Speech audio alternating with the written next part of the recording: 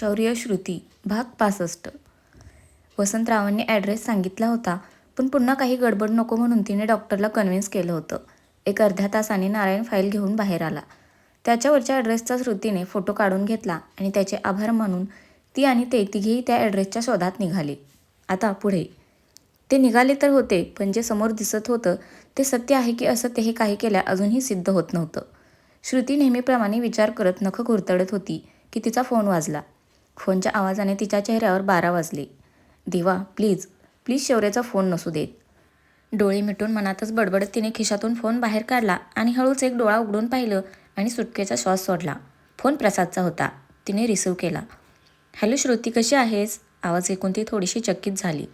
Hello Shruti, अगं मी प्रिया बोलते. आवाज येत नाही का? हां येतोय, बोल ना. प्रसाद ठीक आहे ना? म्हणजे तू त्याच्या फोनवरून कॉल केला आहेस म्हणून. I am sorry Shruti. म्हणजे मी माफी मागण्याच्या लायक आहे की नाही ते मला माहीत नाही, पण खरंच अगं मी मुद्दाम नाही केलं. म्हणजे बघ ना, उद्या तुझा नवरा तुझ्यापेक्षा दुसऱ्या कोणत्या स्त्रीला जर जास्त महत्त्व देत असेल तर तू काय करशील? नाही आवडणार ना तुला? मग माझंही तसंच आहे गं. खरंच मुद्दाम मी नाही बोलले. हवं तर पुन्हा एकदा माफी मागते. इट्स ओके प्रिया, मी समजू शकते तुला. माझ्या मनात तुझ्याविषयी अजिबात राग नाही. तू आणि प्रसाद दोघेही कायम खुश राहावं हीच माझी इच्छा आहे. तू आमच्यातून दूर होशील तेव्हा ना? प्रिया मनातच बडबडली. बघ, तुझ्या मनात माझ्याविषयी काही नाही आणि हा बघ अजून त्याच गोष्टीवर अडून बसला आहे. तूच बोल आता त्याच्याशी. प्रसाद बघ, तिनेही मला माफ केले. आता तूही मला माफ कर. केलंस ना? थँक्यू. धर बोल तुझ्या मैत्रिणीशी, प्रिया हसून म्हणाली आणि तिने प्रसादच्या हातात फोन दिला. श्रुती यार, कुठे आहेस? किती दिवस झाले साधा एक फोनसुद्धा तुला करावासा वाटला नाही. अरे शौर्यसोबत थोडा टाईम स्पेंड करत होते. आणि तू तुझ्या वाईफसोबत आहेस ना? आता थोडा वेळ तिच्यासोबत घालव. शी इज मोस्ट इम्पॉर्टंट नाऊ. तू माझ्या लाईफमध्ये किती इम्पॉर्टंट आहेस हे तुला सांगूनही समजणार नाही. तुलाच काय, कोणालाच कधीच ते कळणार नाही. मनातच बडबडत त्याने एक सुस्कारा सोडला. श्रुती कशी आहेस? अरे मला काय झाले, मी ठीक आहे. तुझा हात कसा आहे? आय एम रिअली सॉरी यार. पण मनापासून तुझं आणि प्रियाचं नातं ठीक व्हावं असं मला वाटत होतं, म्हणून मला जे वाटलं ते. आय होप तू समजू शकतोस. आपलं मैत्रीचं नातं प्युअर आहे आणि ते टिकवायचं असेल तर आपल्या पार्टनरचा पण आपल्यावर विश्वास हवा ना. बरं एक ना, ते जरा बाबांकडे आली आहे, नंतर फोन करते. थोडा वेळ त्यांच्यासोबत घालवते. ओके चल बाय म्हणत श्रुतीने फोन कट केला. कट झालेल्या फोनकडे प्रसादने पाहिलं आणि पुन्हा तो विचारात हरवला. श्रुती यार, कसं विसरू आपल्या मैत्रीला? तू नाही पण मी प्रेम केलं होतं तुझ्यावर. मनाच्या कोपऱ्यात तू कायम जशी आधी विराजमान होतीस तशीच कायम राहशील. भाई भूक लागली. पक्या चिप्स तोंडात कोंबत म्हणाला. गाडीत बसल्यापासून चिप्स हादरतोयस, तरी भूक लागली तुला? आणि इकडे ती चिप्सचं पॅकेट. श्रुतीने बोलतच सावकाश मागे वळून पक्याच्या हातातून चिप्सचं पॅकेट खेचून घेतलं आणि आता ती ते चिप्स खाऊ लागली. पक्या तोंड वाकड करत फक्त तिला खाताना बघत होता. अष्ट्या, त्या समोरच्या हॉटेलजवळ गाडी थांबव, जेवून मग पुढे जाऊया. श्रुतीने सांगितलं तसं अष्ट्याने गाडी समोरच्या हॉटेलसमोर उभी केली. चौघेही फ्रेश होऊन जेवायला बसले. श्रुतीने आधीच ऑर्डर दिली होती. पक्याला जेवताना बघून शरद मात्र अवाक झाला होता. एकतर गाडीत बसल्यापासून तो चरत होता आणि आता 4 जणांचं जेवण एकट्यानेच फस्त केलं होतं. ए बकासुरा आवर, श्रुती त्याच्या पाठीत धपाटा घालत म्हणाली. भाई पोटभर जेवू दे ना, सकाळी मायने पण नाश्ता नाही दिला. ठीक आहे, तू इथे जेवत बस, आम्ही निघतो. आणि बिल पण तूच पे कर.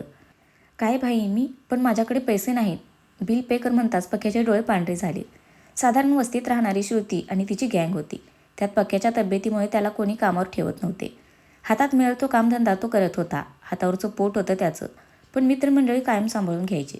सगळ्यात जास्त श्रुती त्याला मदत करत होती. पक्या आता जवळजवळ जेवण तोंडात कोंबत तिथून उठला. झालं भाई माझं, चला लवकर, मला घरी लवकर पोहोचायचं आहे. श्रुतीने उशीर झाला म्हणून वसंतरावांना फोन करून आधीच कळवलं होतं. सगळेच आता पुन्हा गाडीत बसून निघाले. काहीच वेळात ते सगळे त्या ॲड्रेसवर पोहोचले. गाडी एका बाजूला लावून श्रुती आणि शरद दोघेच फक्त खाली उतरले. शरदने आजूबाजूला त्या ॲड्रेसची चौकशी केली, पण आता इतक्या वर्षांनी त्या जागेवर नवी इमारत उभी राहिली होती. मॅडम आता काय करायचं? शरद श्रुतीला म्हणाला. 20 मजल्याची अगदी पॉश बिल्डिंग होती ती. इथे काही हाती लागणं जवळजवळ अशक्य आहे. श्रुती त्या इमारतीकडे पाहत म्हणाली.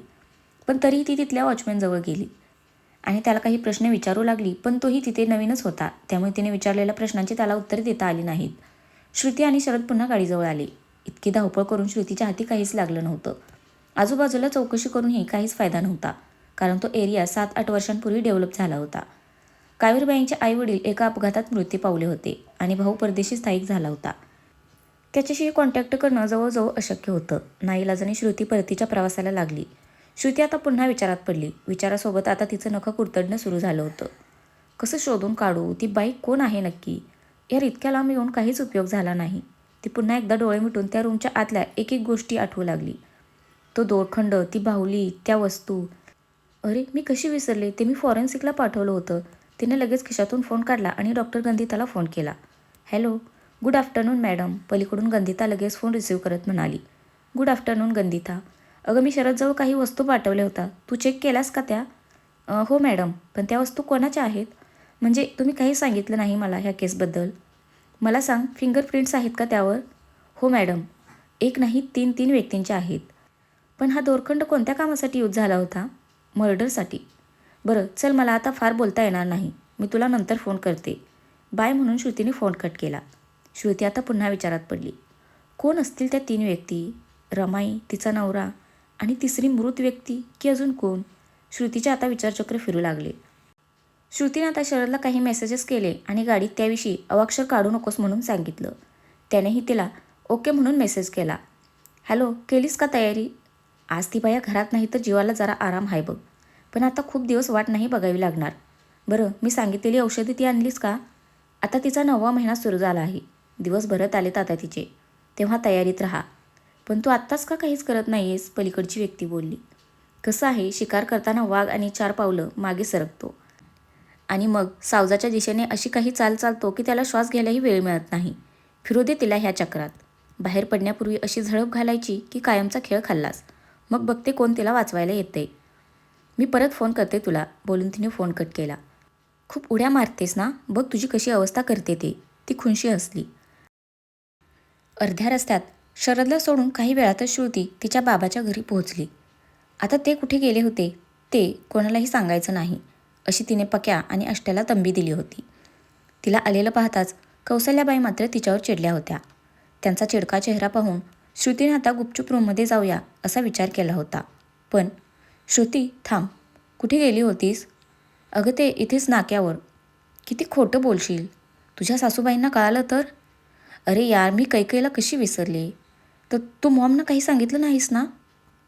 सांगून मला माझीच किंमत घालवून घ्यायची नाही, मग शौर्य ना? प्लीज यार माते, नाही सांगितलंस ना? श्रुती उलस तोंड करत म्हणाली. सांगायला हे मिस्टर वाघ सांगून देतील तर ना? लेकीची बाजू आली की लगेच डरकाळी फोडतात. एरवी मी कसा गरीब बिचारा बनून फिरत असतात. त्यांचं बोलणं ऐकून श्रुतीचे बाबा आणि श्रुती दोघेही ओठ दाबून हसत होते. हसा हसा, मलाच मेलेला सगळ्यांची काळजी. 9वा महिना सुरू झालाय तुला, त्यात आजचा एक दिवस जावयांनी इथे राहायची परमिशन दिली आहे तर नुसती हुंदडत फिरतेय. बायकांना आराम हवा असतो आणि हिचं काही वेगळंच सुरू आहे. खरं खरं सांग, कुठे गेली होतीस? ह्या अशा उचापती करत फिरतेस ना म्हणून ते जावई सारखे बोलत असतात. सगळ्यांना बिचारांचं तोंड दिसतं, पण हिचे उद्योग दिसत नाहीत. चिल यार माते, काही कामासाठी गेले होते. पण प्लीज ही गोष्ट शौर्यांना सांगू नकोस, नाहीतर चिडतील माझ्यावर. नाही सांगत, त्या बदल्यात मला काय मिळणार? मागून आवाज आला तसं सगळ्यांनी वळून पाहिलं. शंतनू उभा होता. आज की पार्टी मेरी तरफ से. पण आज तू लवकर कसा? तिने कसं काय सोडलं इतक्या लवकर? आता लवकर तुझा बँड वाजव बाबा. माझ्या कैकेयी मातेला किती दिवस त्रास देणार आहेस? श्रुती तिच्या आईच्या खांद्यावर हात ठेवून शंतनूला डोळा मारत म्हणाली. कळतात हो सगळी नाटकं. बसा तुम्ही बोलत सगळे, मी चहाचं पाहते. बोलतच त्या उठून आत किचनमध्ये निघून गेल्या आणि शंतनू फ्रेश व्हायला. बाबा, तू आईला काही सांगितलं नाहीस ना? नाही सांगितलं. पण तू ज्या कामासाठी गेली होतीस ते काम झालं का? नाही झालं. त्या ॲड्रेसवर आम्ही गेलो होतो, पण तो एरिया डेव्हलप झाला आहे, त्यामुळे हाती काहीच नाही लागलं. मग आता? ती लोकं कोण आहेत हे कसं कळणार? नाही म्हटलं तरी आता तो व्हिडिओ पाहून वसंतरावांनाही टेन्शन आलं होतं. शेवटी त्यांच्या लेकीच्या आणि नातवंडाच्या जीवाचा प्रश्न होता. बाबा, अजून असं काही आहे का राज्याध्यक्षांचं सिक्रेट जे तू माझ्यापासून लपवतो आहेस? हे बघ, तू तुझ्या कामाशी खूप प्रामाणिक आहेस. अगदी निष्ठेने तू तुझं काम करत आला आहेस. खूप जुनी व्यक्ती आहेस तू राज्याध्यक्षांच्या कंपनीतली. शिवाय घरातही तुला सगळे खूप रिस्पेक्ट देतात. राज्याध्यक्षांच्या घरातल्या सगळ्या लहान लहान गोष्टी तुला माहीत आहेत. तू त्यांच्या विश्वासघात करतोयस असं वाटून घेऊ नकोस. मला त्या व्यक्तीला न्याय मिळवून द्यायचा आहे, जिचा ह्या सगळ्यात नाहक बळी गेला आहे. फक्त त्या एका निष्पाप जीवाला नाही, तर अशा कितीतरी निष्पाप जीवांना न्याय मिळवून द्यायचा आहे. मी वर्दी अंगावर फक्त त्यासाठीच चढवली आहे. आणि आता तर प्रश्न माझ्या पोटातल्या निष्पाप जीवाचा आहे, जो जन्माला येण्याआधीच त्याच्या मृत्यूचे प्लॅनिंग केले जात आहेत. प्लीज बाबा, तुझ्या रूममध्ये चल म्हणत वसंतराव उठून श्रुतीच्या रूममध्ये गेले. श्रुतीही त्यांच्या मागोमाग तिच्या रूममध्ये गेली आणि तिने आतून दरवाजा लावून घेतला. वसंतरावांनी श्रुतीला ते जेव्हा राज्याध्यक्ष एंटरप्राइजमध्ये दाखल झाले तेव्हापासूनचं सगळं काही सांगितलं. बाबा, हे शौर्यांना माहीत आहे? नाही. तेव्हा तर त्यांचा जन्मही झाला नव्हता. आणि तूही हे त्यांना सांगणार नाहीस. मोठ्या साहेबांनी ही गोष्ट कोणालाही सांगायची बंदी केली आहे. मी तुला सांगितलं कारण आता मलाही भीती वाटते. गोष्टी जेव्हा स्वतःवर येतात तेव्हा खऱ्या अर्थाने कळतात. श्रुती, यार दार उघड ना. इथे मी तुझ्यासाठी लवकर आलोय आणि तू काय दार लावून बसली आहेस? शंतनू बाहेरून दरवाजा वाजवत म्हणाला. चल, तो काही ऐकायचा नाही. आता तू तुझ्या परीने प्रयत्न कर. काही गरज वाटली तर मी आहेच. तर फ्रेंड्स, आजचा भाग कसा वाटला नक्की कमेंट करून सांगा. धन्यवाद.